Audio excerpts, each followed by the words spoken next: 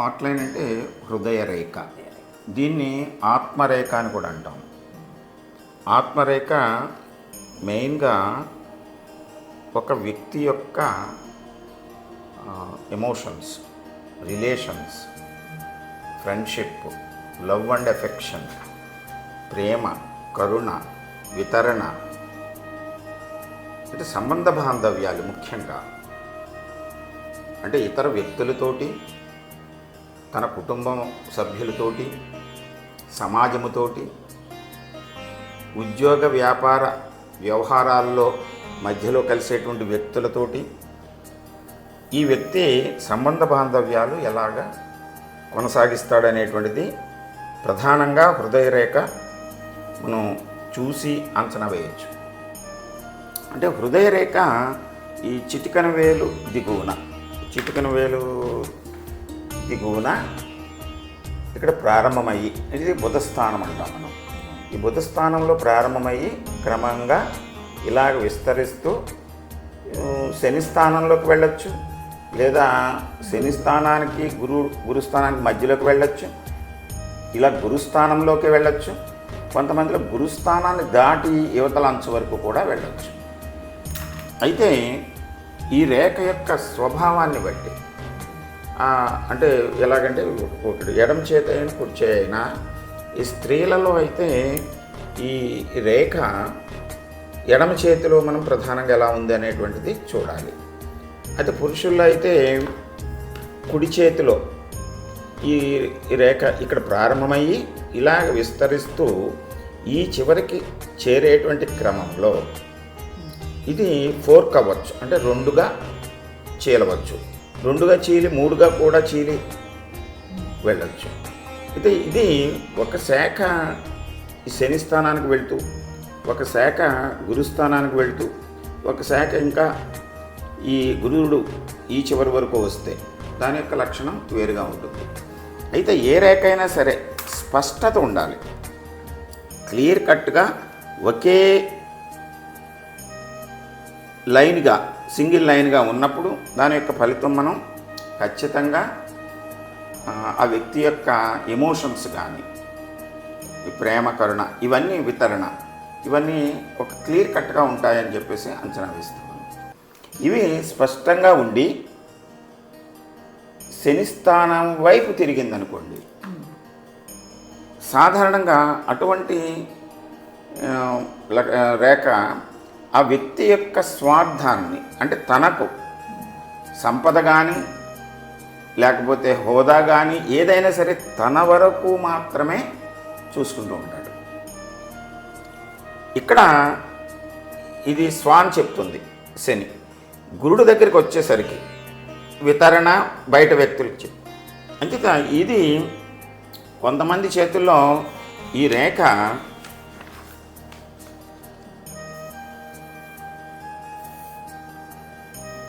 ఇలాగా గురుడు శని మధ్యలోకి వచ్చిందనుకోండి, ఇక్కడ పూర్తిగా వితరణ, బయట వ్యక్తులతోటి సంబంధ బాంధవ్యాలు మాత్రమే కాకుండా కొంత తన గురించి, తన కుటుంబం గురించి ఆలోచించుకునేటువంటి మనస్తత్వాన్ని కలిగి ఉంటాడు. ఇది మంచిదే స్వతసిద్ధంగా. కొంతమంది చేతుల్లో ఏమవుతుందంటే ఈ రేఖ శాఖలుగా కూడా విడవచ్చు. అంటే ఒక శాఖ ఇలాగా శని స్థానంలోకి వస్తూ, ఒక శాఖ ఇలాగ గురుస్థానంలోకి. ఈ ముందు చెప్పినట్లు ఈ రెండు వేళ్ళకి మధ్యలో ఉండేటువంటి లక్షణం ఏదైతే ఉందో ఇది కూడా అంతే. అంటే రెండు విభాగాలుగా విడిపోయి ఇటు శనికి, అంటే తన గురించి ఆలోచన చేసుకుంటాడు, ఇతరుల గురించి కూడా ఆలోచన చేసుకుంటాడు. తర్వాత కొంతమంది చేతుల్లో ఈ రేఖ స్పష్టంగా చివరి వరకు వెళ్ళిపోతుంది. ఇలాగా హృదయ రేఖ ఈ గురుస్థానము చివరి వరకు, అవతల ఎడ్జి వరకు వెళ్ళిపోతే అది సమాజానికి ఉపయోగమే. అంటే బయట వాళ్ళ గురించే ఎప్పుడు ఆలోచన చేస్తూ ఉంటాడు, కానీ తన వరకు వచ్చేసరికి అది కొంచెం స్వార్థం లేదు, అక్కడ జీరో. Selfishness zero. అంటే if it is towards Jupiter, edge of the Jupiter, other end of the Jupiter, రెండో భాగానికి వెళ్ళిపోతుంది అనుకో, ఇక్కడ ఈ స్కిన్ వరకు వచ్చేస్తుంది అనుకోండి. అంటే దానికి ఉదాహరణ కూడా మా పెద్దనాన్నగారు చెప్పినటువంటి వాటిలో డైరెక్ట్ చూసినటువంటివి. ఇప్పుడు టంగుటూరి ప్రకాశం పంతులు గారు కానీ, డొక్కా సీతమ్మ గారు కానీ మనం చూసుకున్నాం అనుకోండి, అలాంటి వాళ్ళు ఇంకా చాలామంది ఉంటారు. అంటే మనం చూడం వాళ్ళని, వాళ్ళు అంతా బాగా ప్రఖ్యాతి చెందినటువంటి వాళ్ళు కనుక. అంటే టంగుటూరి ప్రకాశం పంతులు గారు కూడా ముఖ్యమంత్రి స్థాయికి ఆయన వెళ్ళిన, ఆయన దగ్గర ఉన్నదంతా కూడా ఎవరికొకరికి ఇచ్చేయటమే చివరికి వచ్చేసరికి. అలాగే డొక్కా సీతమ్మ గారు ఇతరులకు పెట్టడమే, తన దగ్గర ఎంత ఉంది అనేటువంటిది చూడరు. అంటే ఇక్కడ స్వార్థం అనేటువంటిది చాలా తక్కువ ఉంటుంది. అంచేది యువతల ఎడ్జ్కి రావడం అనేటువంటిది సాధారణంగా రేర్ కేసెస్లో కనబడుతూ ఉంటుంది. వాళ్ళు సంపద అయినా సరే, ఒక డబ్బే కాదు, తమకుండే జ్ఞానాన్ని ఇతరులకి పంచుతారు. ఏముంటే అది, వాళ్ళ దగ్గర ఏముంటే అది. తన దగ్గర బలం ఉందనుకోండి ఒకరికి బాగా, ఆ బలాన్ని శక్తిని ఇతరుల కోసం వినియోగిస్తూ ఉంటారు. వితరణ, కరుణ, ప్రేమ, జాలి ఇవన్నీ కూడా వీళ్ళలో ఎక్కువగా ఉంటాయి. నాకు ఇక్కడ ఒక డౌట్, కొంతమంది ఇక్కడ స్టార్ట్ అవుతుంది అని అంటున్నారు. రైట్. ఇది నా బుక్లో కూడా రాసినప్పుడు మొట్టమొదట మనం స్టార్ట్ చేసినప్పుడు, అంటే వెస్ట్రన్ కంట్రీస్లో వీళ్ళు ఏం చేశారంటే ఈ రేఖని, ఈ జీవిత రేఖనేమో ఈ అంచును ప్రారంభమై ఈ అంచుకు వెళ్తుందని చెప్పుకున్నాం. శిరోరేఖ కూడా ఈ అంచును ప్రారంభమై ఈ అంచుకు వస్తుంది అన్నాం. అదృష్ట రేఖ కూడా ఈ అంచును ప్రారంభమయ్యి ఇక్కడ ఈ ఎడ్జ్ చివరికి వెళ్తుందన్నాం. ఒక్క హృదయ రేఖ దగ్గరికి వచ్చేసరికి గురుస్థానంలో ప్రారంభమవుతుంది అని కొంతమంది పండితులు చేశారు. అయితే మనకి సనాతన హిందూ, అంటే మన ఇక్కడ భారతదేశంలో మన మహర్షులు ప్రహ్లాదుడు, వరాహమిహిరుడు, గర్గుడు, నారదుడు, హరగౌరి, ఇటువంటి సముద్రుడు ప్రధానంగా వీళ్ళు రాసినటువంటి గ్రంథాలు మనం పరిశీలిస్తే రేఖలు ఏవైనా సరే ఇక్కడ ఏదో ఒక అంచును ప్రారంభమయ్యి రెండో అంచు వైపుకి వెళ్తాయి. Edge of the palm. ఇప్పుడు ఇక్కడ హృదయ రేఖని ఇక్కడ మధ్యలో ప్రారంభం అవటం, కొంతమందికి ఇక్కడ శాటర్న్ కన్నాం మనం, ఇక్కడ ప్రారంభం ఇలా వెళ్ళటం, ఇట్ ది రివర్స్ అనేటువంటిది పరిశీలనలో తేలింది మనకి. అనేక వేల చేతులు చూడటం వలన ఇవి పరిశీలనలో తేలి మనకి ఇక్కడ ఈ అంచును ప్రారంభం అవటమే అది దాని ఖచ్చితత్వాన్ని తెలియజేస్తుంది. ఈ పక్కన ఎక్కడికి వచ్చి ఆగిపోవచ్చు, లేకపోతే కొంతమంది ఇక్కడ రవి దగ్గరే ఆగిపోవచ్చు. మరి అటువంటి సందర్భంలో ప్రారంభం ఎటు? అంచేత ఈ ఎడ్జిని ప్రారంభం అవటమే అది ఖచ్చితత్వాన్ని తెలియజేస్తుందని చెప్పేసి తర్వాత పరిశీలనలో వ్యక్తిగతంగా కూడా మనం ఇక్కడ 0 ఇక్కడ 100 అన్నదే కరెక్ట్ అవుతుంది. అంచేత హృదయ రేఖను మనం ఆ విధంగా క్యాల్కులేట్ చేయాలి. ఇక్కడ 0 అయినప్పుడు ఇక్కడ 0 దగ్గర కొన్ని బ్రాంచెస్ కింద కూడా ఉంటుంది. ఇలాగా ఈ బ్రాంచెస్ కింద ఉండటం కూడా మనం ఇతర రేఖల గురించి మాట్లాడుకున్నప్పుడు, సంతానం గురించి మాట్లాడినప్పుడు ఇది కూడా ఒక పాయింట్ అవుతుంది. ఎప్పుడైతే ఇక్కడ ఒక బంచిలాగా ఉంటే, నెంబర్ ఆఫ్ లైన్స్ కింద ఉంటే, అంటే అబ్రప్ట్గా పులి స్టాప్ పెట్టినట్టు ప్రారంభం అవ్వకూడదు. ఇది హృదయము అంటే మన హృదయము అనేటువంటిది ఇతర వ్యక్తులతోటి లింకు పడి ఉంటుంది మమకారం. ఇక్కడ లేదనుకోండి ఆ లింక్ ఉండదన్నమాట. సింగిల్ డాట్ కింద ప్రారంభమైందనుకోండి, అటువంటి వాళ్ళకి మనం సంతానం గురించి ఎప్పుడు సంతాన యోగం తక్కువ ఉంటుందని, అలాగే రిలేషన్స్, ఫ్రెండ్స్ మనం చాలామందిని చూస్తూ ఉంటాం. కొంతమందికి ఎక్కువ మంది స్నేహితులు ఉంటారు, కొంతమందికి చాలా లిమిట్గా ఉంటారు. అలాగే రిలేషన్లో కూడా వాళ్ళ యొక్క ఎమోషన్స్ వ్యక్తం చేయటం అది కూడా కొంతమంది. ఇక ఇది ఇక్కడ ప్రారంభం అనేది తీసుకోండి, మీకు ఖచ్చితంగా ఇటువైపుకి ఎక్కడైనా ఎండ్ అవ్వచ్చు. అంటే శాటర్న్లో ఎండ్ అవ్వచ్చు, శాటర్న్కి ఈ భాగంలో ఎండ్ అవ్వచ్చు, శాటర్న్కి జూపిటర్కి మధ్యలో ఎండ్ అవ్వచ్చు, జూపిటర్ మధ్యలో ఎండ్ అవ్వచ్చు, జూపిటర్ అవతల అంచుకు వెళ్ళవచ్చు, కొంతమంది ఇలా వచ్చి లైఫ్ లైన్ టచ్ చేసేస్తారు. ఈ మూడు కలిసి ఒకలాగే ఉంటాయి, ఇక్కడ ఓకే. ఒకే పాయింట్లో ఉంటాయి. అంటే ఇలా వచ్చేసి దీంట్లో మిళితమైపోద్ది. కొంతమంది చేతుల్లో అసలు అలా హాట్ లైన్ అనేటువంటిది కనిపించకుండా కూడా ఉంటుంది. అంటే ఇప్పుడు జీవితరేఖ ఇలా ఉంది,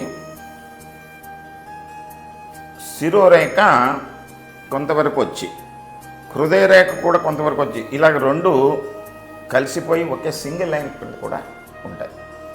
ఇటువంటి సందర్భంలో మనం కొంచెం జాగ్రత్తగా ఏ లైన్ యొక్క ప్రామినెన్స్ మనకి ఈ రెండు మిళితమవుతున్నప్పుడు ఎంతవరకు ఉంది అనేటువంటిది మనం పరిశీలించాలి.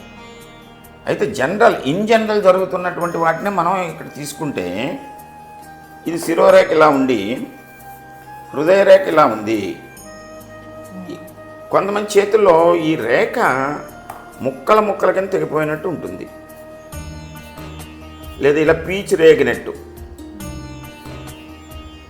ఇలా ఉంటే అది ఈ రిలేషన్స్లో మధ్యలో భిన్నమవటం, తెగిపోయిన చోట ఆ ఏజ్ని మనం లెక్క వేసుకుని అక్కడ ఏదో రకమైనటువంటి డిస్టర్బెన్స్, అంటే బ్లడ్ రిలేషన్లోంచైనా రావచ్చు, లేదా వైవాహిక సంబంధాల్లోనూ ప్రేమలోనూ రిలేషన్షిప్స్లో ప్రాబ్లమ్స్ ఉంటాయి.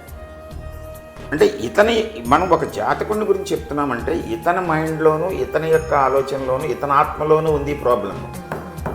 చాలామంది ఏం చెప్తారంటే, నా దగ్గరికి జాతకాలకు వచ్చినటువంటి వాళ్ళు వైఫ్ అండ్ హస్బెండ్ ఎవరో ఒకళ్ళు వచ్చారు, వచ్చినప్పుడు అతని చేయి చూసి మనం, లేదా ఆమె చేయి చూసి, నీ చేతిలో ఈ వయసులో ఈ బ్రేక్ ఉంది అని, కాదండి అతను తప్పు, నాది కరెక్ట్ అంటారు వీళ్ళు.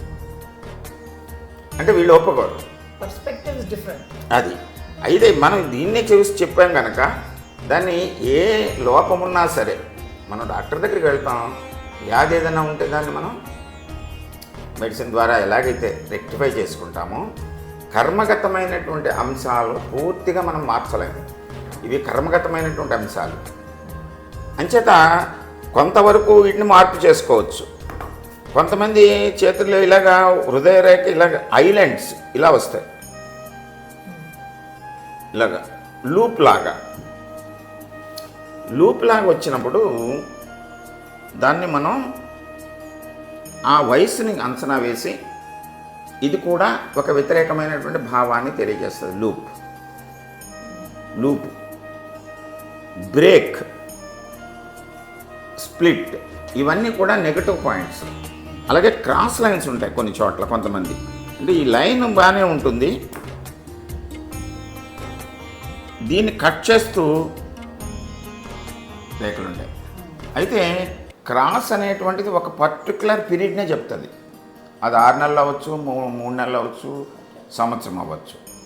కానీ లూప్ అనేటువంటిది లాంగ్ పీరియడ్ని చెప్తుంది. ఓవర్లాప్ అనేటువంటిది అంటే అటు ఇటుగా ఉంటుందన్నమాట. ఓవర్లాప్ అంటే ఇలా వచ్చి రైట్ ఇంకోటి ఇంకో లేక వెళ్తుంది.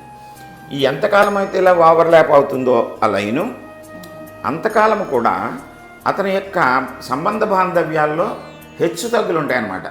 అంటే కొన్ని రోజులు అనుకూలంగా ఉంటాడు, కొన్ని రోజులు వ్యతిరేకంగా ఉంటాడు. అయితే ఇక్కడ ఈ చివరికి వచ్చేసరికి ఇది పెర్ఫెక్ట్గానే ఉండి లైను పూర్తిగా ఇలా తిరిగిపోయింది అనుకోండి, అతను పూర్తిగా తన యొక్క సంపదను కానీ ఆలోచనను కానీ తనకు మాత్రమే వినియోగించుకుంటాడు. ఇర్రెస్పెక్టివ్ ఆఫ్ రిలేషన్ తన గురించి ఆలోచిస్తూ ఉంటాడు. మీరు కొంతమంది చూస్తూ ఉంటారు, ఓ ఫ్యామిలీలో ఉంటాడు, భార్య తిందో తినలేదో కూడా చూడడు. తన యొక్క సుఖం, తన యొక్క వ్యసనం, లేకపోతే తన యొక్క ఆలోచన, తన యొక్క డ్రెస్సు, ఇలా ఉంటాడు.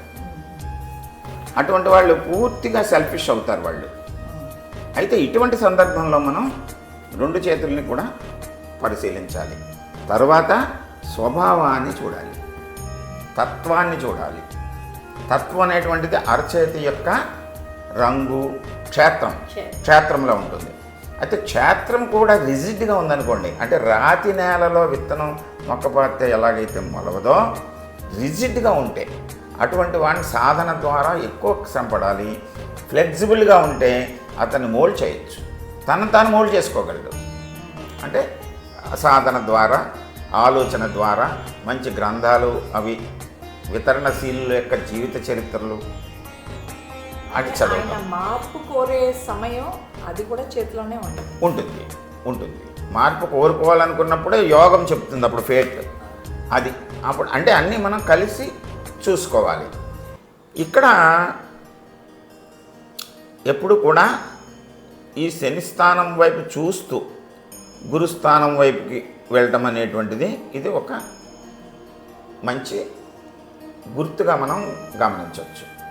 అంటే బ్యాలెన్స్ చేసుకుంటూ ఉంటారు వాళ్ళ లైఫ్లో, రిలేషన్స్ని, ఫ్రెండ్షిప్ని, లవ్ని అన్నిటినీ బ్యాలెన్స్ చేసుకుంటూ ఉంటారు. ఇలా ఫోర్క్ ఉన్నప్పుడు స్పిరిచువల్ ఇన్సైట్ ఉంటుంది, కంపాషన్ ఉంటుంది, వెల్ఫేర్ ఫర్ హ్యూమానిటీ ఉంటుంది. అదే మరి వితరణ ప్రేమ అంటే కంపాషన్ ఫర్ హ్యుమానిటీ. మానవ సంబంధాలని చక్కగా వాళ్ళు మెయింటైన్ చేస్తారు. ఎప్పుడు ఇది గురుస్థానంలోకి వెళ్ళినప్పుడు.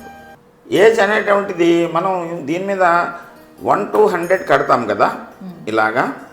ఈ చివరికి వచ్చేసరికి 100 అనుకున్నప్పుడు దీన్ని కూడా మనం 10 భాగాలు చేసుకుని చూడవచ్చు. అలా కాకుండా కొంతమంది ఇలా లెక్క పెడతారు, ఇలా 4 భాగాలు చేసుకుంటాం కదా ఇలాగా, అలా కూడా చేసుకోవచ్చు. అయితే చాలా వరకు ఇక్కడికి వచ్చి ఆగిపోతే ఏమవుతుంది అని అడుగుతారు.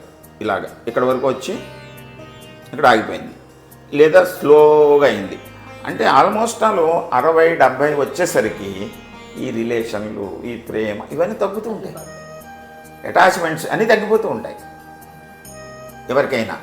అదే మిగిలిన రేఖలు కూడా అంతే. జీవిత రేఖ ఇక్కడికి వచ్చిన తర్వాత స్లోపుగా అది సన్నగా అయిపోతుంది అనుకోండి. హెల్త్ కండిషన్స్, ఏజ్ రీచ్ వచ్చేటువంటి కొన్ని ఉంటాయి. శక్తి తగ్గుతుంది. జీవశక్తి ఇది జ్ఞానశక్తి, ఇది ఆత్మశక్తి. ఆత్మశక్తి తగ్గిపోతుంది. అంటే ఎక్కడికైనా వెళ్ళి అందరినీ చేస్తాం, అందరినీ పలకరిద్దాం అంటే ఈ రెండు ఉండాలి కదా. ఎప్పుడైతే దీంతో పాటు ఈ మిగిలిన లైన్స్ కూడా, అంటే కొంతమంది రిలేషన్స్ లేకపోయినా ఇక్కడ జీవశక్తి ఉందనుకోండి తనకు తాను స్ట్రాంగ్గా ఉంటాడు. జ్ఞానశక్తి ఉందనుకోండి తనకు తాను అందరితోటి ఆ జ్ఞానాన్ని తెలుసుకుంటూ ఉంటాడు. ఇది కూడా ఉంటే ఇవి డల్ అయినా ఈ చివరి వరకు కూడా లింక్ ఉందనుకోండి, జీవితం చివరి వరకు కూడా వాళ్ళు ఇతరులతోటి సంబంధ బాంధవ్యాలు, మంచి రిలేషన్స్ని తెలుసుకుంటూ ఉంటారు, వాళ్ళు ఏర్పరచుకుంటూ ఉంటారు. సాధారణంగా రేఖలు ఏమైనా సరే ఒక హాఫ్ కర్వ్ ఉండాలి, అంటే లైట్ కర్వ్ ఉండాలి, స్ట్రైట్గా ఇక్కడ ఉండవు. ఎందుకంటే ఈ ప్లేస్మెంట్ అలా ఉంటుంది. ఇక్కడ జీవిత రేఖ అయితే ఖచ్చితంగా హాఫ్ కర్వ్ ఉంటుంది. ఇది ఎందుకంటే శుక్రస్థానాన్ని చుట్టూ ఉంటుంది, కుజస్థానాన్ని. ఈ కుజస్థానం నుంచి జీవిత రేఖ దగ్గర నుంచి కొద్దిగా చంద్రస్థానం వైపు బెండ్ అవుతూ శిరోరేఖ ఉంటుంది, ఇది కూడా హాఫ్ కర్వ్ ఉంటుంది. హృదయ రేఖ దగ్గరికి వచ్చేసరికి చిటికెన వేలు కింద నుంచి ఇలాగ ఈ గ్రహస్థానాలు దాటుకుంటూ గురుడు వైపుకి తిరిగితే ఇది కూడా కొద్దిగా కర్వ్ అయి ఉంటుంది. ఇలా ఉంటే అతని యొక్క ఆత్మశక్తి, ఆలోచన క్రమం, అంటే ఇది బుద్ధి, బుధుడు, ఇది కీర్తి, ఆకర్షణ, ఇది స్వార్థం, ఇది వితరణ, కరుణ. అంటే ఈ అన్నిటి వైపు కూడా వీటినన్నిటినీ దాటుకుంటూ హాఫ్ కర్వ్ కొద్దిగా ఉంటే అతని యొక్క జీవన శైలి బ్యాలెన్స్గా వెళ్తున్నట్టు అంచనా వేయచ్చు. అలా కాకుండా ఇది ఇక్కడి నుంచి స్ట్రైట్గా ఇలాగా యువతల వరకు వచ్చిందనుకోండి, even though it is goes towards other edge of the Jupiter, ఇక్కడికి వెళ్ళినా కూడా ఇలా ఉండటం వలన ఒక అతని యొక్క ఆలోచనలో, అంటే హృదయం యొక్క విశాలత ఉన్నట్లు అనిపిస్తుంది. కానీ దాన్ని ఈ జ్ఞానాన్ని, ఆకర్షణని, ఈ సంపదను ఎన్నిటిని బ్యాలెన్స్ చేయకుండా ఒకే irrespective of all these things. తను చేయాలనుకున్నది అలా వెళ్ళిపోతుంది. డిటాచ్డ్ అంటారా? ఒక విధంగా డిటాచ్డ్ కంటే కేర్లెస్ అని చెప్పొచ్చు. డిటాచ్డ్ అన్నది ఎలా ఉంటుందంటే ఇది ఒకదానికి అటాచ్ అయిపోతుంది. ఎలాగంటే ఇది వచ్చేసి లైఫ్ లైన్లోకి పడిపోయింది అనుకోండి, అన్నిటినీ వదిలేసి ఏదైతే తను రూట్ కాజ్ ఎక్కడుందో అంటే ఫ్యామిలీ దగ్గరే అక్కడికి ఆగిపోతుంది అనమాట. తన బ్లడ్ రిలేషన్ దగ్గరికి వెళ్ళిపోతుంది. అన్నిటికీ అక్కడ తీసుకెళ్ళి ముడిపెట్టేస్తూ ఉంటుంది. అంటే ఇతర అంశాలు తన గురించి అనేటువంటిది ఉండదు ఇక్కడ. అంచేత ఈ లైన్ ఆఫ్ కర్వ్ ఉండటమే ఉంటేనే అతని యొక్క యోగము ఆత్మశక్తి క్రమంగా వృద్ధి పొందుతుంది.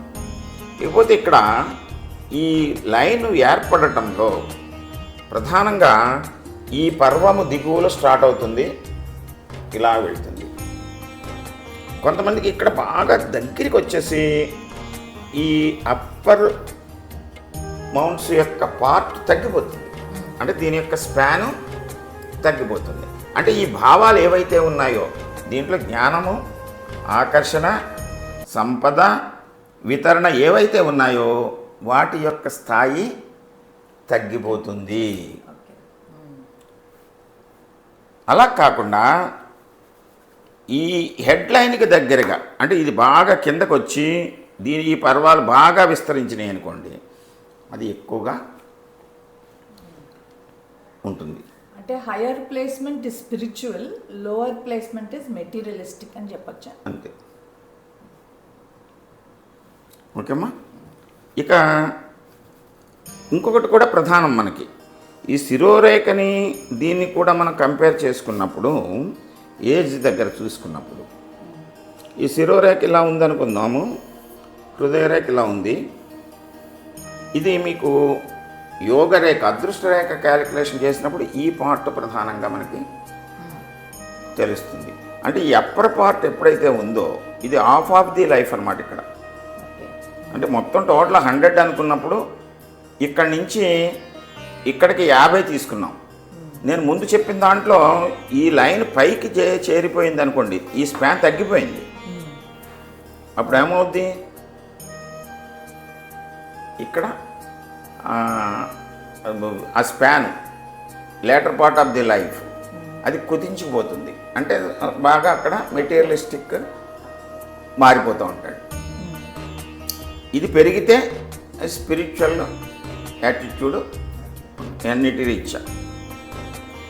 సో ఆ టైం లైన్ కూడా మారుతుంది. ఆ లైన్ కిందకున్న టైం లైన్ మారుతుంది. అప్పుడు ఆ టైం లైన్ మనం దీన్ని ఇటు నుంచి చూస్తాము, ఈ ఏజ్ని మనం ఫేట్ మీద చూడాలి. ఇంకా ఇంకేమన్నా ఉన్నాయి మీరు అడిగే points? The minor branches from the heart line. Right. ఇది ఇలా వచ్చినాయి. ఇది పీచు రేగినట్టు ఇలా కిందకు వస్తాయి. కొంతమందికి పైకి కూడా ఉంటాయి. ఇవన్నీ కూడా లైన్స్ అంతా మంచివి కాదు. అంటే మంచివి అంటే నెగటివ్ ఆస్పెక్ట్స్ని ఇండికేట్ చేస్తాయి. దాని హృదయం యొక్క స్ట్రెంగ్త్ని తగ్గిస్తాయి. అంటే రిలేషన్ ఆస్పెక్ట్ కానీ ఫ్రెండ్షిప్ ఆస్పెక్ట్ కానీ ఇవన్నీ కొంచెం తగ్గుతాయి. ఒక తాడుని లేకపోతే ఒక కర్రని మనం పీచ్ కింద తీసేసినప్పుడు దాని యొక్క స్ట్రెంగ్త్ వీక్ అయిపోతుంది. అయితే ఒక్క డిసెండింగ్ లైను చాలా ఇంపార్టెంట్, అది మంచిది. ఎలాగంటే ఈ హృదయ రేఖ ఇలా ఉండి ఈ అదృష్ట రేఖ ఇలా ఉన్నప్పుడు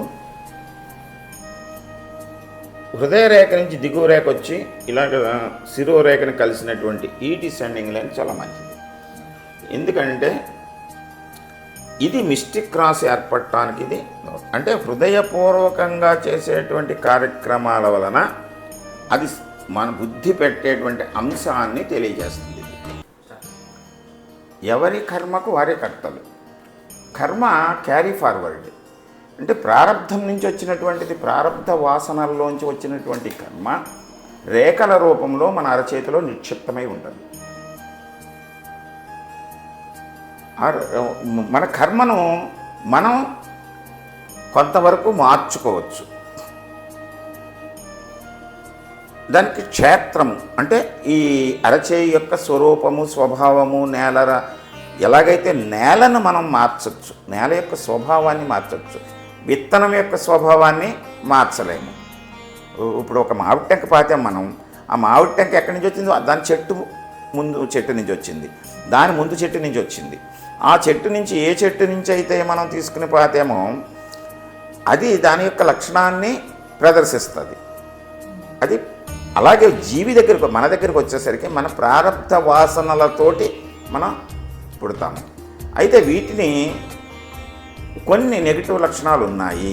లేదా క్షేత్రము, ఈ నేల స్వభావమే బాగాలేదు అనుకోండి, మంచి రేఖ ఉంది అంటే మంచి విత్తనం తెచ్చివేసాం, రాతి నేలలో వేసాము, రాతి నేల కింద ఉంది ఇది. మరి రాతి నేలని ఎవరు మార్చాలి అంటే మనం రాతి నేలలో ఆ విత్తనం అక్కడే మనకు దొరికిన స్థలమే అది, మనకు వేరే పెరడు లేదు. అంచేత రాతి నేలలో ఆ విత్తనం పాతేసాం, కానీ ఫలితం సరిగ్గా ఇవ్వదని మనకు తెలిసిపోయింది. తెలిసిపోయినప్పుడు ఆ రాతి నేలను మనం కొంచెం సేద్యం చేసి, ఎరువు వేసి, నీళ్లు వేసి, దానికి కావలసినటువంటి ఈ మొక్క ఎదగటానికి కావలసినటువంటి లక్షణాలని మనం చేస్తే దాని ఫలితాన్ని కొంతవరకు రాబట్టవచ్చు. అంటే ఇంకో వర్జన్లో చెప్తే, ఒక మంచోడు ఒక హంతకుడు కుటుంబంలో పుట్టాడు. సో క్షేత్రం అక్కడ బాగాలేదు, విత్తనం బాగానే ఉంది. సో ఆయన్ని ఫ్యామిలీని మార్చాలా, ఆయన అక్కడి నుంచి తీసేసి ఇంకో క్షేత్రంలో పెడితే బెటర్ కాదు. ఇక్కడ క్షేత్రం అంటే కుటుంబం అని మీరు అనుకుంటున్నారు, కాదు, వ్యక్తి యొక్క స్వభావమే మారాలి తప్ప ఒక కుటుంబంలో ఇప్పుడు ఒక పొలిటీషియన్ కుటుంబంలో ఒకరు పుట్టచ్చు, పుట్టాడు అనుకోండి, పొలిటీషియన్ కుటుంబంలో పుట్టాడు, వాడు పొలిటీషియన్ అవ్వాలని ఏమీ లేదు. ఒక సామాన్యమైనటువంటి నిరుపేద కుటుంబంలో, ఒక కోనసీమలో ఒక డైలీ లేబర్ కుటుంబంలో పుట్టాడు ఒక ఆయన దేశంలో ఉన్నతమైనటువంటి రాజకీయ నాయకుడిగా ఎదిగాడు. అంచే నేను చూశాను. అది అబ్నార్మల్ ఫేట్ అంటాం దాన్ని. యోగము, విపరీత యోగం ఉంది ఆయనకి. ఆయన క్షేత్రం కూడా బాగుంది, అరచేయి యొక్క స్వభావము అన్నీ. అంటే క్షేత్రం బాగుందంటే ఎప్పుడు పరిస్థితులకు అనుగుణంగా ఆయన అవకాశం వచ్చినా దాన్ని వినియోగించుకున్నాడు. చదువు, కాలేజీలో చేరాడు, వచ్చింది. హై స్కూలు దాటి, కాలేజీ దాటి యూనివర్సిటీకి వచ్చాడు. యూనివర్సిటీలో అవకాశం వచ్చింది, చదివాడు, ప్రాక్టీస్ మొదలుపెట్టాడు. అక్కడ రాజకీయంగా అవకాశం వచ్చింది, వచ్చినప్పుడు దాంట్లో జాయిన్ అయ్యాడు. అంటే తాను మోల్డ్ చేసుకున్నాడు. అది కుటుంబం నుంచి రాలేదు, అక్కడ కుటుంబ వారసత్వం కాదు అది. అంటే ఇక్కడ రిజిడ్నెస్ లేకుండా మృదువుగా ఉంది గనక, అంటే క్షేత్రం బాగుంది, బీజము బాగుంది. కొన్ని సందర్భాల్లో క్షేత్రము అంటే బీజము బాగుంది, క్షేత్రం బాగాలేదు. ఒక వ్యక్తిలో బీజము క్షేత్రము డిఫరెన్స్ చెప్పండి. బీజము అంటే కర్మగత అనుభవాలతోటి వచ్చినటువంటి రేఖలు. జీవితంలో అది ఎలా చూస్తావా రేఖలు? సిచ్యువేషన్స్, రేఖలు సిచ్యువేషన్ రేఖ చెప్తుంది సిచ్యువేషన్ని. సిచ్యువేషన్ ఇస్ రేఖ, పర్సనాలిటీ స్వభావం ఇస్ ద బీజం. క్షేత్రం అంటే అరచే స్వభావం అదిని. ఇప్పుడు మనం చూస్తూ ఉంటాం కొంతమంది పొలిటికల్ లీడర్స్, వాళ్ళు రేఖ చాలా బాగుంది అంటే రవి రేఖ ఉంది, అదృష్ట రేఖ ఉంది, వాడు కుటుంబం పరంగా అయితేనేమి, లేకపోతే తన యొక్క ఎఫర్ట్ పెట్ట ఒక పెద్ద లీడర్ అయిపోయాడు. కానీ వాడు క్షేత్రం బాగలేదు. క్షేత్రం అంటే రిజిడ్గా ఉంటుంది, వంగటువంటి స్వభావం ఉండదు. ఈ వేలు యొక్క పొడవు ఇది తీసుకొచ్చి శని మీద వేలు వాలిపోవటం, మొండిగా ఉంటుంది. ఈ బొటన వేలు వంగదు, ముందుకు వంగుతూ ఉంటుంది. వాడు క్షేత్రం ఎంతసేపు వాడు వచ్చిన యోగాన్ని తన స్వార్థం తనకే, ఎవడు చెప్పినా వెండు, వాడు ఎవడు చెప్పినా వెండు, నేను చెప్పిందే వేదం అంటాడు. కానీ అటువంటి వాడికి ఏమవుతుంది, ఎప్పుడప్పుడు ఎదురు దెబ్బ తగులుతుంది. తగిలినప్పుడు దాన్ని తట్టుకోవాలి అంటే అంటే కర్మగతమైన అంశాలు తెలియజేస్తూ ఉంటుంది. కానీ దాన్ని కూడా సరి చేసుకుంటే, ఓహో నా తత్వం ఇలా ఉంది అని ఈ సరి చేసుకోవడానికి మార్గం ఏమిటి అంటే పూజలు, జపాలు, హోమాలు, ఆభరణాలు ధరించడం ఇవి కాదు. తన యొక్క మనస్సుని, బుద్ధిని కేంద్రీకరించి ఏవైతే సాత్విక లక్షణాలు ఉంటాయో అటువైపు ప్రయత్నం చేయాలి. సో ఈ క్షేత్రం భూమిని మార్చవచ్చు, మనం స్వభావాన్ని మార్చుకోవచ్చు, మార్చుకోవచ్చు. క్షేత్రంని ఇంటెన్షన్ అని చెప్పొచ్చా? ఇంటెన్షన్ కాదు, స్వభావము, క్వాలిటీ, పర్సనాలిటీ మార్చుకోవచ్చు. దానికి ఎవరో చెప్తే, ఎవరో మంత్రం వేస్తే అవ్వదు, తనంతట తాను రియలైజ్ కావాలి. ఇక్కడ వ్యక్తి, మనము క్షేత్రం, బీజం అని మొక్కను, నేల స్వభావం చెప్పామనుకోండి, మొక్కని, నేలని, మొక్క యొక్క లక్షణాన్ని మనం మార్చలేము, నేల యొక్క స్వభావాన్ని మనం మార్చవచ్చు. కానీ ఇక్కడ నేల, బీజము, క్షేత్రము మనమే.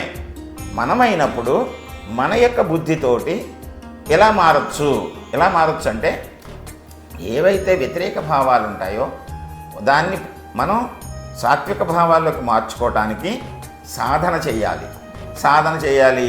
వితరణ చేసేటువంటి మంచి అనుభవజ్ఞులైన వాళ్ళు రాసిన చరిత్రలు కానీ, కథలు కానీ, వాళ్ళ యొక్క జీవిత చరిత్రలు, ఉపమానాలు, ప్రసంగాలు, అలాంటి వాటిని మన మైండ్లోకి తీసుకుని పదే పదే చేయాలి సాధన. అంతే తప్ప నా అవరోధాలకి, నా యొక్క మనస్తత్వం, ఈ రిజిడ్నెస్, దానికి కారణం ఎవరో అంటే దేవుడో, నవగ్రహాలు, నక్షత్రాలు, రాశులో, పంచభూతాలు, తల్లిలో తండ్రో, తల్లి తండ్రి కూడా కారణం కాదు ఇక్కడ. వీళ్ళు అనుకుని వాళ్ళని నిందిస్తూ తనని మారటానికి ప్రయత్నం చేయకుండా ఇదే పని చేస్తూ ఉంటే ఎప్పటికైనా సరే అతను పతనం అవ్వాల్సిందే, ఎంతటి వాడైనా సరే.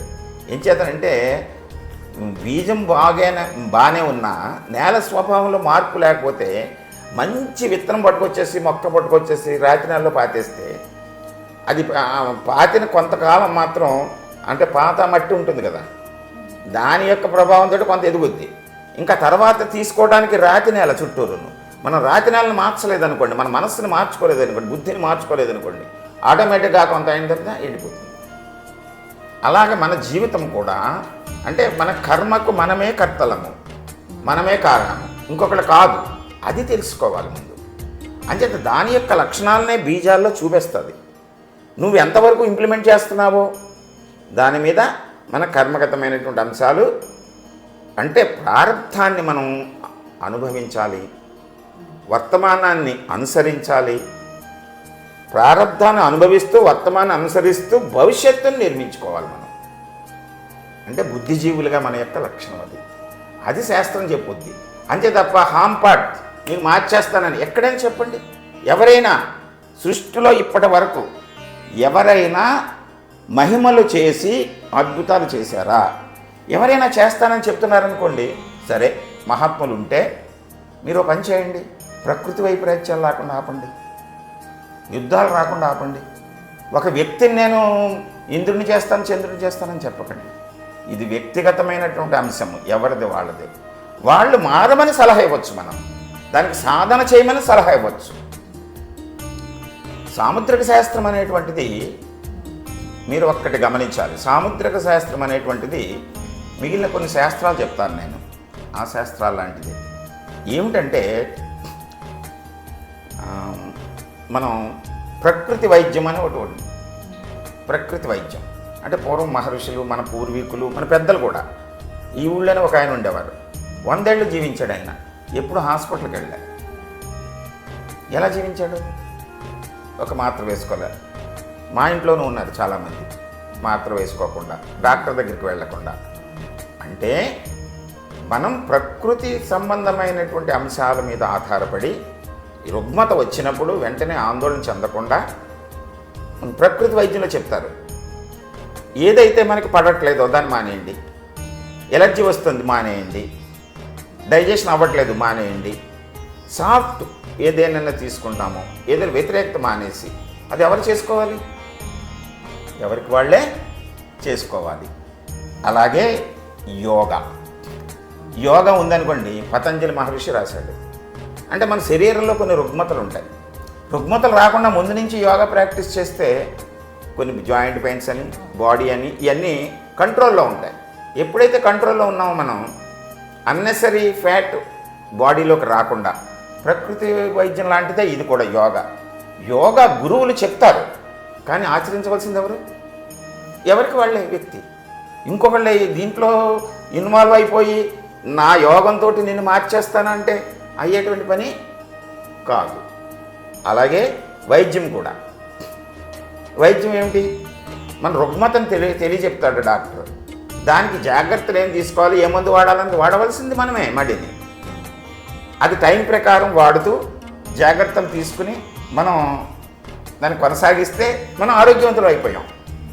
అంటే ఇక్కడ మనం తెలుసుకోవాల్సింది ఏంటంటే, వైద్యమైనా, ప్రకృతి వైద్యమైనా, యోగా అయినా, అలాగే మనసు బాగాలేదు మనకి, చంచలంగా ఉంది, అప్పుడు ఏం చేయమని చెప్తారు? ధ్యానం చేయమంటారు, సాధన చేయమంటారు. ధ్యానం ఎవరు చేయాలి? వ్యక్తి చేయాలి. మీరు ధ్యానం చేసేయండి నాకు అది ఫలితం వచ్చేస్తుంది అంటాం భ్రమ. అంచేత అలాంటిదే సాముద్రిక శాస్త్రం. ఈ సాముద్రిక శాస్త్రం ఎవరి గురించి చెప్తుంది? మీ గురించి, మీలో ఉండేటువంటి లక్షణాల గురించి. ప్రతి వ్యక్తిలోనూ నెగిటివ్ ఉంటుంది, పాజిటివ్ ఉంటుంది. అయితే నెగిటివ్ ఏమున్నాయి, పాజిటివ్ ఏమున్నాయి, దాన్ని బ్యాలెన్స్ చేసుకోవటం ఎలాగా? మీ కర్మగతమైనటువంటి అంశాలు ఏమిటి? దాన్ని మీరు క్షేత్రంలో అంటే మీ స్వభావంలో ఏ విధంగా మార్చుకోవచ్చు అని చెప్పేటువంటిదే సాముద్రిక శాస్త్రం. అంతే తప్ప మీరు నా దగ్గరికి వచ్చారు కనుక, నాకు కొన్ని వేలు ఇచ్చారు కనుక హాంపాటు రేపు పొద్దున్న నుంచి మీ జీవితం మారిపోద్దని ఎవడైనా చెప్పాడు అంటే, భవిష్యత్తు చెప్పేవాడు వాడు మోసం చేస్తున్నట్టే లెక్క.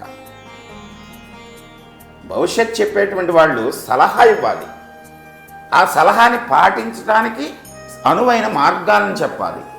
అంతే తప్ప నేను ఏదో ఎవరో, మన కర్మకు ఎవరో కర్త ఎక్కడో ఉన్నాడు, ఆయన మనల్ని నియంత్రిస్తున్నాడు, ఆయన మనల్ని మాయ చేస్తున్నాడు, మభ్యపెడుతున్నాడు అని చెప్పి క్రతువులు అవి చేయిస్తాను అని చెప్పేసి డబ్బు తీసుకునే వాళ్ళు ఎవరైనా ఉంటే మోసం చేస్తున్నట్టే లెక్క.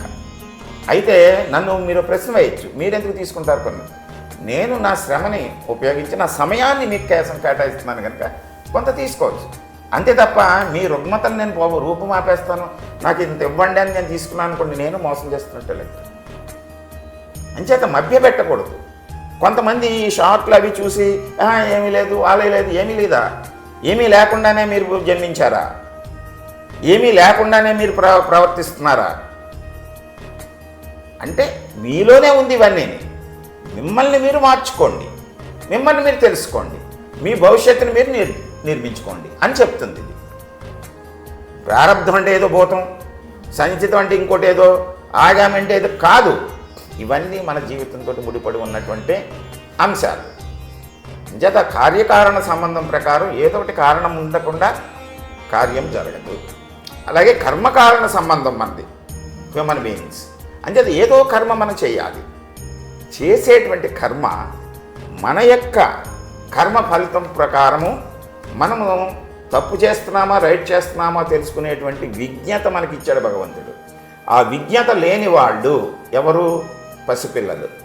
వాళ్ళకి ఇంకా విజ్ఞత రాలేదు, లేదా మానసిక వికలాంగులు. వాళ్ళ కర్మలను మనం ఇంకొకళ్ళు అనుభవించాలి తప్ప, ఇంకొకళ్ళు అనుసరించాలి తప్ప వాళ్ళంతటా వాడు తెలుసుకోలేరు. అంచేత విజ్ఞత కలిగిన వాళ్ళు, నాలెడ్జ్ ఉన్నటువంటి వాళ్ళు మిమ్మల్ని మీరు తెలుసుకోండి. మన చిన్నపిల్లల్ని మేకప్ చేయడానికి మనం చేస్తాం, పెద్ద అయిన తర్వాత మనం అద్దంలో చూసుకుంటాం. అలాగే 15 సంవత్సరాలు దాటిన వాళ్ళు ప్రతి వాళ్ళు కూడా మిమ్మల్ని మీరు తెలుసుకోవచ్చు, తెలుసుకుని మిమ్మల్ని మీరు సరిదిద్దుకోవచ్చు. తెలుసుకోవటానికి ఒక మార్గం ఇది మన చేతుల్లో ఎందుకు వచ్చింది, ఇది ఎక్కడో ఎందుకు లేదు గుర్తు, ఇంకొకళ్ళ మీద ఆధారపడటం ఏమిటి అనేటువంటి ప్రశ్నలు మిమ్మల్ని మీరు వేసుకుంటే మీకు ఆన్సర్ దొరుకుతుంది. మన గురించి తెలుసుకోవడానికి ఎక్కడికి వెళ్ళాలి, ఎక్కడికి వెళ్ళక్కర్లేదు. మీ అరచేతి మీరు తెలుసుకోండి. అయితే బేసిక్ ప్రిన్సిపల్స్ తెలుసుకోండి. నా బోర్డు ఎవడో చెబుతాడు బేసిక్ ప్రిన్సిపల్స్, అవి తెలుసుకోండి. అవి తెలుసుకుని మీరు పరిశీలించుకోండి. భయపడకండి. మొట్టమొదట మనల్ని ఎవరైనా మోసం చేస్తున్నారంటే మనలో ఉండే భయం. రెండోది దానికి దీనికి ఆశపడకండి, బలహీనత అది. ఇంకొకటి వ్యతిరేక భావం. ప్రతి వ్యక్తిలోనూ వ్యతిరేక భావం ఉంటుంది. ఇంకొకరిని వ్యతిరేకించడం, వాడికి ఏం తెలియదులే, వీడికి ఏం తెలియదులే, వాడు అలాంటి వాడు, వీడు ఇలాంటి వాడు అంటాం. ఈ మూడిటిని కంట్రోల్ చేయండి. మీరు భయపడకండి. భయపడవలసిన పని లేదు. మన గురించి మనం తెలుసుకోవడానికి భయం ఎందుకు? మన జీవితాన్ని మనం గమనించుకోవడానికి భయం ఎందుకు? భయపడకండి. నెక్స్ట్ బలహీనత అంటే ప్రతిదానికి ఆశపడకండి. మీరు భగవంతుడు మనకి ఏది ఇచ్చాడో దాన్ని మనం తృప్తిగా తీసుకుని స్వీకరించండి. చదువైనా అంతే, ఉద్యోగమైనా అంతే, వ్యాపారమైనా అంతే, స్వీకరించండి. ఎప్పుడైతే మనం అత్యాశకు లోబడి బలహీనతతో ముందుకెళ్తామో నష్టపోతాం. వ్యతిరేక భావాన్ని తీసేయండి. ప్రతి వాళ్ళు గొప్పవాళ్ళే, ప్రతి వాళ్ళు మంచివాళ్ళే. మానవుడు అంటేనే మంచివాడు అనుకోండి. అంచేత మనం యద్భావం తద్భవతి అన్నాడు. అంటే మనం ఎతరులని ఏ విధంగా అనుకుంటామో వాళ్ళు కూడా మనల్ని అదే విధంగా అనుకుంటారు. అంచేత మనం ప్రతి వాళ్ళని కూడా వ్యతిరేకించకుండా మనం ముందు వాళ్ళని స్వాగతించండి, వాళ్ళ భావాలని. అప్పుడు అన్నీ మనకి అప్పుడు ఎనలైజ్ చేసుకోండి. అంటే మనకి అన్నీ పెడతారండి అక్కడ. మా అమ్మ అన్నీ వండేసి పెట్టేసింది. బయటకు వెళ్తూ జాగ్రత్త చెప్పడం కోసం అన్నీ అక్కడ పెట్టాను తీసుకొని చెప్పింది. మనం లేటుగా తింటామేమో అని చెప్పేసి చుట్టూ చీమల మందు కూడా వేసింది అనుకోండి. అంటే చీమలు పట్టకుండా మనం టైం వచ్చినప్పుడు తీసుకుని దాంట్లో కొన్ని మనకు నచ్చనివి ఉంటాయి. ఇప్పుడు నాకు పెట్టారనుకోండి పాలుతోటి పదార్థాలు నాకు నచ్చవు, అవి కూడా పెట్టారనుకోండి నాకు ఇది ఎందుకు పెట్టారు అని వ్యతిరేక భావం ఎందుకు? అదే చీమల మందు వేసారనుకోండి విజ్ఞతతోటి మనం అది చీమల మందు, అది మన పదార్థాలు పాడవకుండా వేసిందని అమ్మ అనుకోకుండా నా కోసం చీమల మందు కూడా ఎందుకు పెట్టింది అని వ్యతిరేకం పెట్టుకోకూడదు. అంచేత దాన్ని మనం తీసుకోకూడదు. మనకు కావలసినవి ఇష్టమైనవి తీసుకోవాలి. అప్పుడు మనం ఆరోగ్యంగా ఉంటాం. అదేవిధంగా సృష్టిలో భగవంతుడు అన్నిటినీ పెట్టాడు మనకి, మంచి చెడ్డ. వాటిని తెలుసుకోవడం కోసం ఈ శాస్త్రాలన్నీ, భవిష్యత్ శాస్త్రాలు అన్నీ కూడా గొప్పవే. చెప్పేవాళ్ళందరూ గొప్పవాళ్లే. అయితే మనం ఇంటర్ప్రిటేట్ చేస్తున్నప్పుడు జాగ్రత్త వహించాలి. మభ్య పెట్టకూడదు, ఓపెన్గా మాట్లాడాలి. మన బలహీనతను క్యాష్ చేసుకుంటారు, మన భయాన్ని క్యాష్ చేసుకుంటారు, మనలో ఉండే వ్యతిరేక భావాన్ని క్యాష్ చేసుకుంటారు. ఈ మూడింటిని మనం ఎప్పుడైతే తీసేసామో మనల్ని ఎవడో క్యాష్ చేసుకోలేరు. ఇక్కడ క్షేత్రాన్ని 3 విభాగాలుగా చేస్తాం మనం. అంటే మనం శ్రీకృష్ణ పరమాత్మ చెప్పినట్టు మనిషి ఎలా పుడతాడు? గుణ కర్మ విభాగశః. గుణముతోటి కర్మతోటి మనం మనుషులు విభజింపబడుతున్నారు. విభజింపబడటం అంటే ఏంటి? కులాలు మతాలు కాదు ఇక్కడ. ఒక మనిషి వీడిలాగా వీడిలాగా అనేటువంటి ఎలా విభజింపబడుతుంది మనకి? కర్మ వలన, గుణము వలన. కర్మగతమైనటువంటి అంశాలన్నీ కూడా రేఖల రూపంలో ఉంటాయి. గుణప్రధానమైనటువంటి అంశాలన్నీ కూడా క్షేత్రంలో ఉంటాయి. ఈ క్షేత్రాన్ని మనం 3 భాగాలు చేసుకుంటాం. అంటే గుణాలు మనకి గుణత్రయ విభాగ యోగంలో గుణములు 3 అని చెప్పాడు. ఒకటి సత్వగుణం, రెండవది రజోగుణం, మూడవది తమోగుణం. ఈ 3 గుణాలతోటి ఏర్పడినటువంటి ఈ శరీరము బుద్ధి యొక్క లక్షణాలన్నీ కూడా అరచేతిలో ప్రతిబింబిస్తాయి. ఎందుకంటే it is the QR code of human being. అంటే మనం అరచేతిలోనే చూస్తున్నాం అన్నీ. భవిష్యత్తుని, గతాన్ని, వర్తమానాన్ని, భవిష్యత్తుని కూడా అరచేతిలో చూస్తున్నాం. అంటే గతంలో నేర్చుకున్నటువంటి అంశాలు వాటిని ప్రస్తుత వర్తమానానికి అన్వయం చేస్తూ భవిష్యత్తును నిర్మాణం చేసుకోవడానికి మన బుద్ధే ఉపయోగపడుతుంది. బుద్ధిలో ఉన్నటువంటి అన్ని అంశాలు కూడా నాడుల ద్వారా అరచేతిలో సింబాలిక్గా మనకి దర్శనం చేస్తాయి. అంటే కర్మగతమైనటువంటి అంశాలు రేఖల రూపంలో ఉన్నాయి. భావాలు ఏమిటంటే మానసిక భావము. అంటే ఈ వేలు ఇక దిగువ భాగం నుంచి ఈ వేలు దిగువ భాగానికి ఒక గీత గీసుకుని మనం ఈ పైనుండే భాగం అంతా కూడా మానసిక భావము. ఈ గీత నుంచి ఈ బొటన వేలు మూలం వరకు ఉండేటువంటి ఒక అడ్డు గీత గీసుకుంటే ఇది వ్యాపార భావము. ఈ బొటనవేలు దిగువ నుంచి కంకణ రేఖ వరకు ఈ దిగువ భాగం తీసుకుంటే ఇది ప్రాపంచిక భావము. అంటే మానసిక భావము సత్వగుణ ప్రధానమై, వ్యాపార భావము రజోగుణ ప్రధానమై, ప్రాపంచిక భావము తమోగుణ ప్రధానమై ఉంటాయి. మానసిక భావం అంటే ఏమిటి? మానసిక భావం అంటే మనస్సుతో, బుద్ధితోటి ఆలోచన చేసి మనస్సుతోటి ఆచరించేవాడు. అంటే ఇప్పుడు ఒక డాక్టర్, ఒక సైంటిస్ట్, ఒక లాయర్, ఒక టీచరు, వీళ్ళందరూ కూడా వాళ్ళ బుద్ధిని పెంచుకుని మనసుతోటి ఆలోచించి సమాజానికి అన్నీ చేయటానికి ఉపయోగపడుతుంది. అది మానసిక భావము, అది సత్వగుణము. సత్వగుణం యొక్క లక్షణం ఏమిటి? అంతా తనకే కావాలని అనుకోకుండా సమాజం కోసం చేద్దామనేటువంటి సత్వగుణము. సత్వగుణ ప్రధానమైనటువంటి వాళ్ళు ఎవరు? దేవతలు. మనం ఇలా చెప్పుకుంటే సత్వగుణ ప్రధానమైనటువంటి వాళ్ళు దేవతలు. దేవతలు ఏంటి? మిగిలిన అందరికీ కూడా హెల్ప్ చేద్దామని చూస్తూ ఉంటారు. అంటే ఉదాహరణకు చెప్తున్నాను. అది సత్వగుణ ప్రధానమైనటువంటి వ్యక్తి తనకంటే కూడా సమాజానికి ఏదో ఒకటి ఉపయోగపడేటువంటి పనిని చేస్తూ ఉంటాడు. చిన్న స్థాయిలో వాడు చిన్న స్థాయిలో చేస్తాడు, పెద్ద స్థాయిలో వాడు ప్రపంచమంతా చేస్తాడు. అంటే ఈ మానసిక భావము ప్రధానము, సత్వగుణ ప్రధానం. ఇంకా రెండవది వ్యాపార భావము.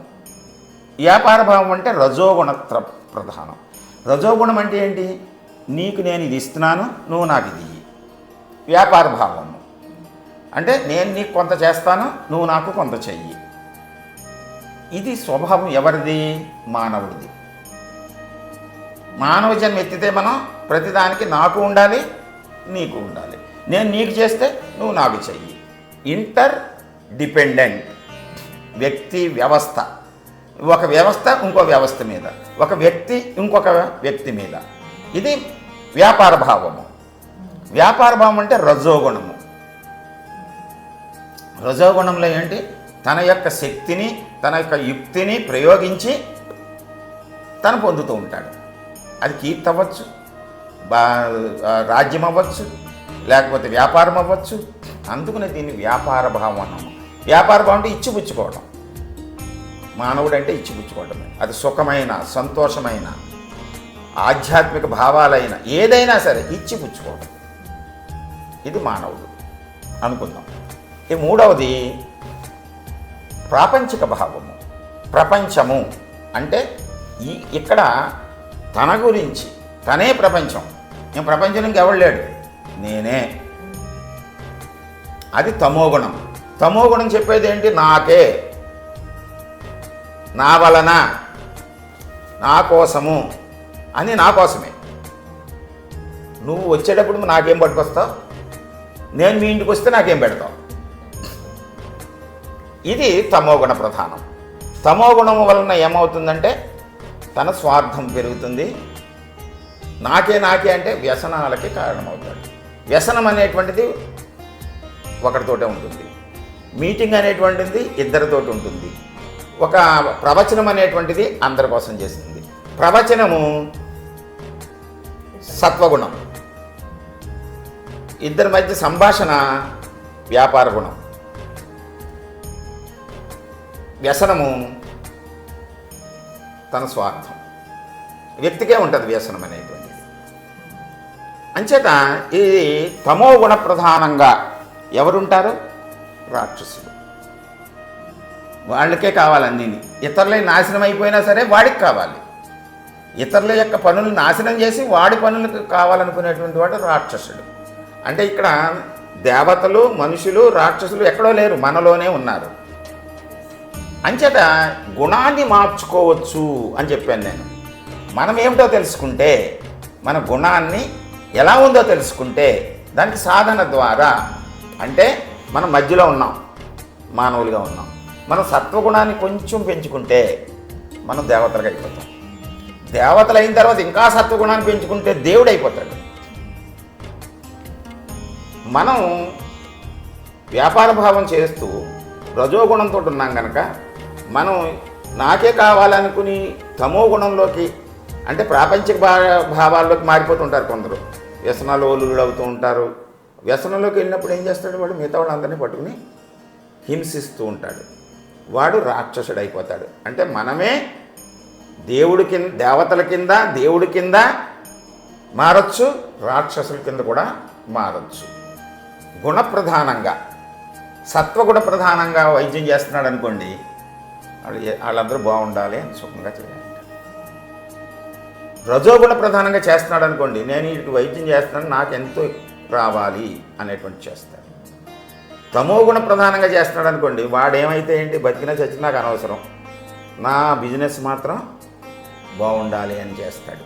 చూడండి కావాలంటే మీరు ప్రతి వృత్తిలోనూ, డాక్టర్నే కాదు ఏమో అనుకోకండి, నేను ప్రతి వృత్తిలోనూ కూడా ఈ మూడు భావాలు మనిషిలో ఉంటాయి, కర్మలో ఉండవు. కర్మ ఒకటే, చేసే కర్మ ఒకటే, కానీ వాళ్ళలో ఉండేటువంటి గుణం వలన అవి ప్రదర్శన జరుగుతూ ఉంటుంది. మిలిటరీ ఆఫీసర్ ఉంటాడు, వాడు దేశం కోసం చేయాలనుకున్నప్పుడు ఇంకేమీ ఆలోచించడు. సత్వగుణంలో ఉంటే వాడు శత్రువు మూకల్లోకి వెళ్ళిపోతాడు, ప్రాణం పోయినా సరే దేశాన్ని రక్షించాలనుకుంటాడు. రజోగుణంలో ఉన్నాడు అనుకోండి, అవసరమైన చోటకి వెళ్తాడు, కొంత తను కూడా చూసుకుంటూ ఉంటాడు. తమో గుణంలో ఉన్నాడు అనుకోండి, మిలిటరీ సీక్రెట్స్ కూడా బయటకెళ్ళి వాడికి అమ్మేస్తూ ఉంటాడు, వీడి కోసం చేస్తూ ఉంటాడు. కర్మ ఒకటే, అక్కడ ముగ్గురులోనూ కర్మ ఒకటే, గుణాన్ని బట్టి మారిపోతుంది. అంచేత గుణాన్ని మనం మార్చుకోవచ్చు బై ప్రాక్టీస్. ఇవన్నీ లోతుల్లోకి వెళ్ళి తెలుసుకుంటే మనం ఏ వ్యక్తిలో గుణం ఎలా ఉందని తెలుస్తుంది. రఫ్గా చెప్పాలి అంటే ఇవి 10 పాళ్ళు అనుకుంటే, సత్వగుణము 4 పాళ్ళు ఉంటాయి ప్రతి మనిషిలో, రజోగుణం 3 పాళ్ళల్లో ఉంటుంది, తమోగుణం 3 పాళ్ళల్లో ఉంటుంది. అలా ఉంటే వాడు పనాడు చేసుకుంటూ ఉంటాడు, అవసరమైతే ఉపయోగపడుతూ ఉంటాడు, ఇతరులకి ఉద్యోగం చేసుకుంటూ ఉంటాడు, కుటుంబాన్ని చూసుకుంటూ ఉంటాడు, మధ్య మధ్యలో తనకు అవసరమైన వ్యసనాలు ఏవోటి చేసుకుంటూ ఉంటాడు. అలా గడిపేసి పోతూ ఉంటారు. వీళ్ళు సమాజంలో ఏమీ పాజిటివ్గాను నెగిటివ్గాను గుర్తింపబడరు. సామాన్యులు, 100కి 60 మంది సామాన్యులే, ఏ స్థాయిలో ఉన్నా సరే. వాళ్ళు ఫైనాన్షియల్ మ్యాటర్స్ కాదు ఇక్కడ మనకు కావాల్సింది, వ్యక్తిగతమైనటువంటి. అయితే కొంచెం సమాజం అంటే ఏంటి అనేది ఒక 10% సాత్విక భావాలు ఎక్కువ ఉన్న వాళ్ళు ఉంటారు, ఒక 10% వ్యాపార భావం రజోగుణం ఎక్కువ ఉన్న వాళ్ళు ఉంటారు, ఓ 10% ప్రాపంచిక భావం ఉన్నవాళ్ళు ఉంటారు. 90 అయిపోయారా? ఇంకా 10 ఉంది. ఈ 10లో మళ్ళీ సాత్వికమైనటువంటి వాళ్ళు 3% ఉంటారు. రజోగుణంలో వ్యాపారం చేసేవాళ్ళు 3% ఉంటారు. ప్రాపంచికంలో ఇంకా ప్రాపంచికం చేసేవాళ్ళు 3% ఉంటారు. 99 అయిపోయిందా? 1% మాత్రమే ఈ దైవ గుణాలని పొందుతీరేటువంటి వాళ్ళు ఉంటారు. ఇది సమాజం. ఇది ఇలాగే జరుగుతుంది. ఎలాగంటే ప్రకృతి నియమం అది. అంటే ప్రకృతిలో మనం లెక్క వేసుకోగలిగితే, సృష్టి మొత్తాన్ని అందరినీ కూడా లెక్క వేయగలిగితే స్త్రీలు పురుషులు ఈక్వల్గా ఉంటారు, రాత్రి పగలు ఈక్వల్గా ఉంటుంది. అంటే ఒక సీజన్లో కొన్ని నిమిషాలు ఎక్కువ, కొన్ని సీజన్లు తక్కువ. జూన్ 23వ తారీఖు కరెక్ట్గా సెంటర్, పగలు రాత్రి ఒకటి, అవి లెక్కలు కాదు నేను చెప్పేది, ఇన్ జనరల్. అలాగే మా వీధిలో మగపిల్లలు ఎక్కువ ఉన్నారు, ఇంకో వీధిలో ఆడపిల్లలు ఎక్కువ ఉన్నారు, ఈ ఊళ్ళో ఈ దేశంలో ఆడపిల్లలు ఎక్కువ ఉన్నారు, ఆ దేశంలో మొత్తం మీద సృష్టి మొత్తం తీసుకుంటే స్త్రీ పురుషులు సమానంగా ఉంటారు. ఇది సృష్టి ధర్మం. పగలు రాత్రి సమానంగా ఉంటారు. ఇవి సృష్టి ధర్మాలు అనేటువంటివి మనం ఈ కర్మను శాసిస్తాయి. నిజంత భావాలు, 3 భావాలని మీరు గుర్తుపెట్టుకోండి. మానసిక భావము, వ్యాపార భావము, ప్రాపంచిక భావము. మానసిక భావం రిలేటెడ్ టు సత్వగుణ, వ్యాపార భావం రిలేటెడ్ టు రజోగుణ, ప్రాపంచిక భావము రిలేటెడ్ టు తమోగుణ. 3 భావాలు అందరిలోనూ ఉంటాయి. మనిషి పుట్టాడు అంటే 3 భావాలు ఉంటాయి. కర్మల్ని జీవశక్తి, జ్ఞానశక్తి, ఆత్మశక్తి, యోగశక్తి, విచక్షణ నిర్ణయిస్తాయి. విచక్షణ కర్మలు నిర్ణయించడానికి, గుణాన్ని మార్చడానికి కూడా ఉపయోగపడుతుంది. That is the discrimination power of has given to us by the almighty. దాని గురించి మనం సెర్చ్ చేయాలి. ఇవన్నీ తెలుసుకునేందుకు వైద్య శాస్త్రం తెలుసుకుని, భౌతిక శాస్త్రం, రసాయన శాస్త్రం, అన్ని శాస్త్రాలు తెలుసుకునేందుకు. అల్టిమేట్గా మనమేంటో మనకు తెలియటం కోసం ఇవి. అంతే తప్ప డబ్బు సంపాదన ఇవన్నీ ఏమీ నిలబడదు. అల్టిమేట్గా మనకి నిలబడేది ఏమిటంటే మన యొక్క ఆత్మశక్తిని మనం ఎలా ఉద్ధరించవచ్చు చెప్పేటువంటివి శాస్త్రాలు. మనము మన ప్రయాణం, మన జీవన ప్రయాణంలో ఎలా ఉంది, హెచ్చుతగ్గులు ఎక్కడ ఉన్నాయో తెలుసుకోవడం కోసం ఇవి. దాన్ని సరి చేసుకోవచ్చు, ఎవరైనా సరి చేసుకోవచ్చు.